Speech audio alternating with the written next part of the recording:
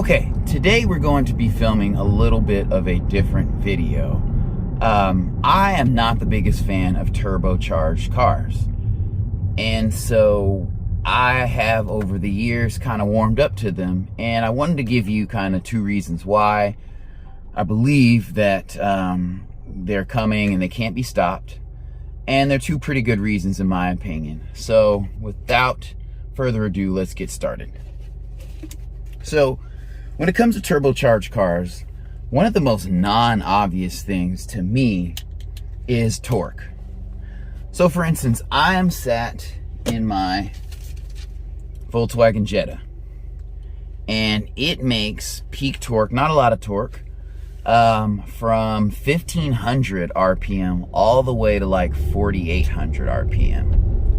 And so what that means is I don't really have to rev the car out to get maximum or get good acceleration. And on a lot of previous cars with V6s, for instance, the 3.7 liter V6 and a lot of Infinities, peak torque is made at 5200 RPM. So that's a lot of revving to get to, peak torque.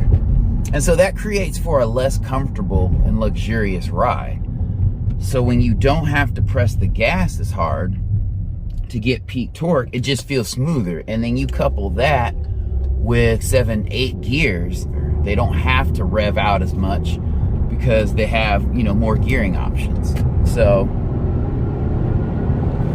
and then number two is that these engines put out less emissions. The reason for that is that at idle and at low speeds, like when you're driving through a neighborhood and the turbo doesn't really have to kick in or engage, well, your car can just cruise under its smaller 4-cylinder power.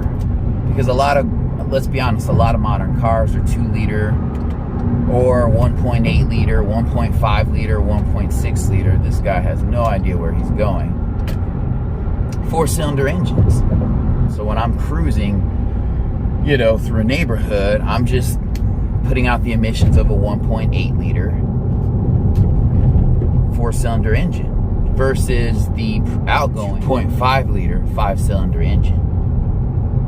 So that's going to be a difference. And if you're honest, a lot of times when you're in city driving or even when it's hot outside, you're doing a lot of idling. So I had my parents with me a couple weeks ago. They were in town, and we were out and about doing some shopping and things, and sometimes my dad and I would stay in the car, or my parents would stay in the car, or I ran and got something, and it's 100 degrees outside, so we're sitting at idle the whole time. And I would say about a third of the full tank that I burn, or tanks that I burn, were just burned sitting at idle. We were waiting to meet my brother at a restaurant. It was full. We weren't going to sit outside, so we sat in my car for 20 minutes at idle. The reduced emissions, that's going to work into, cars complying with the EPA. And then fuel economy, it can be better. I mean, if you're full out floor in the car, no, it's not going to be better, obvious. But, if you're doing light acceleration, light cruising in the city, going 40 miles an hour, 40, 45 miles an hour, the smaller turbocharged engine is going to use less gas. So that's kind of where I'm at with turbocharged engines. They're not going anywhere for those reasons, especially in